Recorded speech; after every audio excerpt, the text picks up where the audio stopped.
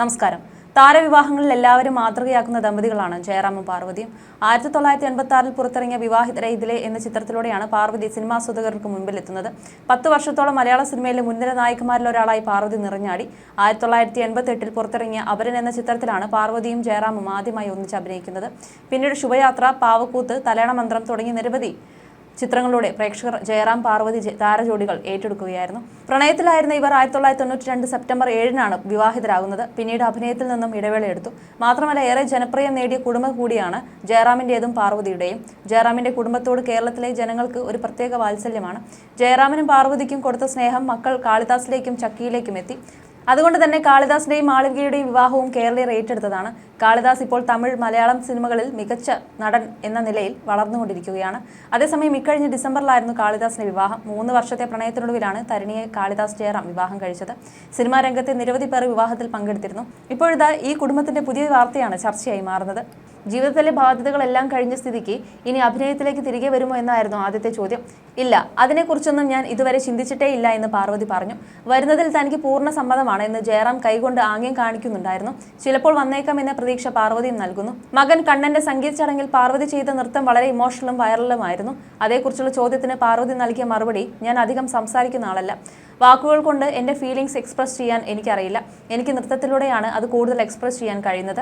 എൻ്റെ മക്കളോടുള്ള എൻ്റെ ഇമോഷൻ ഞാൻ നൃത്തത്തിലൂടെ കൺവേ ചെയ്തു എന്ന് മാത്രം. ജയറാം പറയുന്നത് ഇപ്പോൾ തനിക്ക് മനസ്സുകൊണ്ട് ഒരു 10-18 വയസ്സൊക്കെ ആയിട്ടുള്ളൂ എന്നാണ് തോന്നുന്നതെന്ന് പറഞ്ഞിരുന്നു. ജയറാമിന് ആ പ്രായമാണെങ്കിൽ ഇച്ചിരി മെച്യൂരിറ്റി ഇല്ലാത്ത ആളെ ഹാൻഡിൽ ചെയ്യാൻ എനിക്ക് അല്പം മെച്യൂരിറ്റി വേണമല്ലോ. അതുകൊണ്ട് പ്രായക്കൂടുതലുണ്ടാവും. അല്ലാതെ എനിക്ക് ചിലപ്പോഴൊക്കെ 17 വയസ്സേ ആയിട്ടുള്ളൂ എന്നാണ് തോന്നാറുള്ളത്. ജയറാമുമായി വഴക്കിടുമ്പോൾ ആരാണ് ആദ്യം കോംപ്രമൈസ് ചെയ്യുന്നത് എന്ന ചോദ്യത്തിന് ഒരു സെക്കൻഡ് പോലും ആലോചിക്കാതെ പാർവതി പറഞ്ഞു, അത് ജയറാം തന്നെയാണെന്ന്. ഏറ്റവും കൂടുതൽ ചെലവ് ചെയ്യുന്നത് ആരാണെന്ന് ചോദിച്ചാൽ ഞങ്ങൾ 2 പേരും നോക്കിയാണ് ചെലവ് ചെയ്യുന്നത്. മക്കളുടെ കല്യാണക്കാര്യത്തിൽ ഉത്തരവാദിത്തം കൂടുതൽ എനിക്കായിരുന്നുവെങ്കിലും തീരുമാനങ്ങളെല്ലാം ഞങ്ങളെല്ലാവരും പ്ലാൻ ചെയ്താണ് എടുക്കാറുള്ളത് എന്നാണ് പാർവതി പറഞ്ഞത്. കുടുംബം വലുതായി, 2 മക്കളെ കൂടെ കിട്ടി. കണ്ണനെ പോലെ തന്നെയാണ് എനിക്ക് മകളുടെ ഭർത്താവ് നവനീതും. കണ്ണന്റെ ഭാര്യ തരുണി എന്റെ വലം കൈയായി കൂടെ തന്നെ ഉണ്ട് എന്നും പാർവതി ജയറാം പറഞ്ഞു. കുറച്ച് ദിവസങ്ങൾക്ക് മുമ്പായിരുന്നു പാർവതിയുടെ പിറന്നാൾ. ഈ വേളയിൽ കാളിദാസും മാളവികയും അമ്മയ്ക്ക് പിറന്നാൾ ആശംസകളുമായി എത്തിയിരുന്നു. പാർവതി കുഞ്ഞായ കാളിദാസിനെയും എടുത്ത് നിൽക്കുന്ന ഫോട്ടോയാണ് കാളിദാസ് പങ്കുവച്ചത്. പെൺകുട്ടിയുടെ വേഷത്തിലാണ് ചിത്രത്തിൽ കാളിദാസിനെ കാണുന്നത്. വൈകാരികമായ വരികളോടെയാണ് മാളവിക അമ്മയ്ക്ക് പിറന്നാൾ ആശംസ അറിയിച്ചത്. നീ വളർന്ന ശേഷം എന്നെ അത്രയധികം ആവശ്യമില്ലാത്തൊരു ദിവസം വരുമെന്ന് നിങ്ങൾ എന്നോട് പറയുണ്ടായിരുന്നു.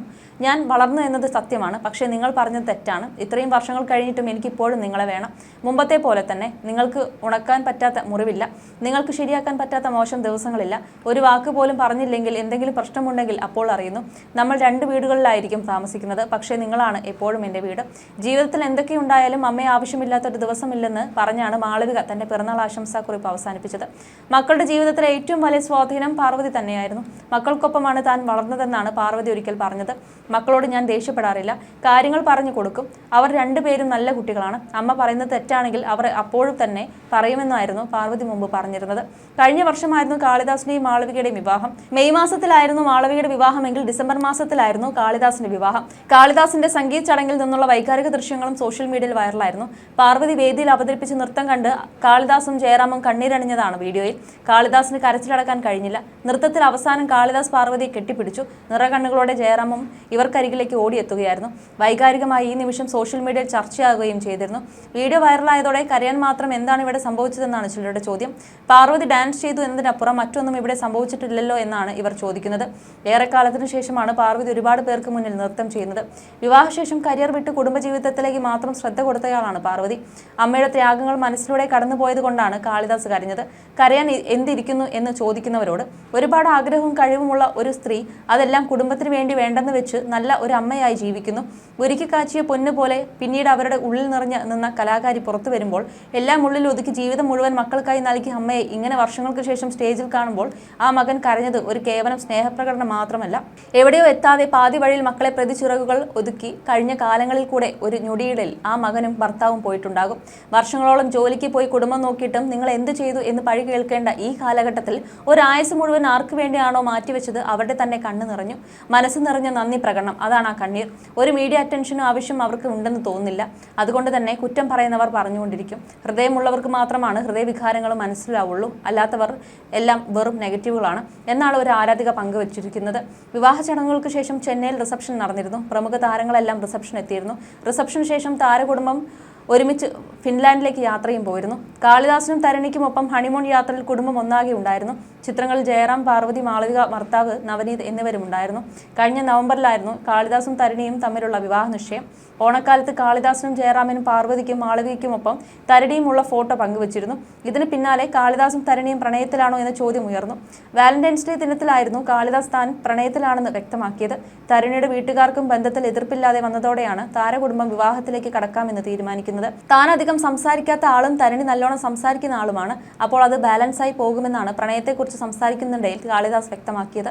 കോയമ്പത്തൂർ ഊത്തുകുള്ളിയിലെ വലിയ കുടുംബത്തിലാണ് തരണി ജനിച്ചതെന്നാണ് ചില റിപ്പോർട്ടുകളിൽ നിന്ന് വ്യക്തമാവുന്നത്. അതിന് മാത്രമല്ല, ഒരു കാലത്ത് നാട് ഭരിച്ചിരുന്ന കുടുംബത്തിലെ ഇളമുറക്കാരിയാണ് കാളിദാസിന്റെ ഭാവി വധു. അതുകൊണ്ട് തന്നെ കാളിദാസ് കണ്ടുപിടിച്ചയാൾ ചില്ലറക്കാരിയല്ലെന്നാണ് സോഷ്യൽ മീഡിയയിലെ സംസാരം. 22-കാരിയായ തരണി ചെന്നൈ സ്വദേശിനിയാണ്. 2021-ലായിരുന്നു തരണിയുമായി കാളിദാസ് പ്രണയത്തിലായത്. വിഷ്വൽ കമ്മ്യൂണിക്കേഷൻ ബിരുദധാരിയാണ് തരണി കലിംഗരായർ. അതേസമയം നിരവധി ആരാധകരുള്ള താരദമ്പതിമാരാണ് ജയറാമും പാർവതിയും. ഒരുമിച്ച് സിനിമയിൽ നായികമാരെ അഭിനയിച്ച സമയത്താണ് ഇരുവരും പ്രണയത്തിലാവുന്നത്. വീട്ടുകാരെ അറിയിക്കാതെ സിനിമാ സെറ്റുകൾ രഹസ്യമായി പ്രണയിച്ച് നടന്നതിനെക്കുറിച്ച് താരങ്ങൾ മുൻപ് പലപ്പോഴും പറഞ്ഞിട്ടുണ്ട്. 1988-ൽ പുറത്തിറങ്ങിയ അപരൻ എന്ന സിനിമയിൽ ഒരുമിച്ച് അഭിനയിക്കുമ്പോഴാണ് ജയറാമും പാർവതിയും ഇഷ്ടത്തിലാവുന്നത്. ജയറാമിനെ ഞാൻ കാണുമ്പോൾ ഓരോ സമയം ഓരോ പ്രായമാണ്. കുഞ്ഞുങ്ങൾക്കൊപ്പം ഇരിക്കുമ്പോൾ എൻ്റെ ഒപ്പം തമാശ പറയുമ്പോൾ ഒക്കെയും പ്രായം 25 ആണെങ്കിൽ ആനയ്ക്കും പൂരത്തിനും ഒപ്പം കൂടുമ്പോൾ ആ പ്രായം 20-ലും 18-ലും എത്തും. അമ്യൂസ്മെന്റ് പാർക്കിൽ പോയി ഒരു റൈഡിൽ കയറിയാൽ പറഞ്ഞാൽ മാത്രം ജയറാം 70 വയസ്സുള്ള അപ്പൂപ്പനാകും. അദ്ദേഹത്തോടൊപ്പമുള്ള ഇത്രയും വർഷങ്ങൾ അത്രയും മനോഹരമാണ്. ഞങ്ങളുടെ പ്രണയം തുടങ്ങുന്നതിന് മുമ്പാണ് ജയറാമിന്റെ പിറന്നാൾ ഒരുമിച്ച് ആഘോഷിച്ചത്. അത് തേക്കടിയിൽ വെച്ചാണെന്ന് പാർവതിയും അടുത്തിടെ പറഞ്ഞിരുന്നു. അടുത്തിടെ ജയറാമിന്റെ 60-ാം പിറന്നാളിന് നടൻ പറഞ്ഞ വാക്കുകളും ശ്രദ്ധ നേടിയിരുന്നു. ഞങ്ങളുടെ വിശ്വാസത്തിന്റെ ആചാരപ്രകാരം 60-ാം വയസ്സിൽ ഒരു താലി കൂടി കെട്ടണമെന്നാണ്. 70-ലും കെട്ടണമെന്ന് ഞങ്ങൾ താലി വരെ റെഡിയാക്കി വെച്ചിരുന്നു. എൻ്റെ പെങ്ങളാണ് അത് തരേണ്ടത്.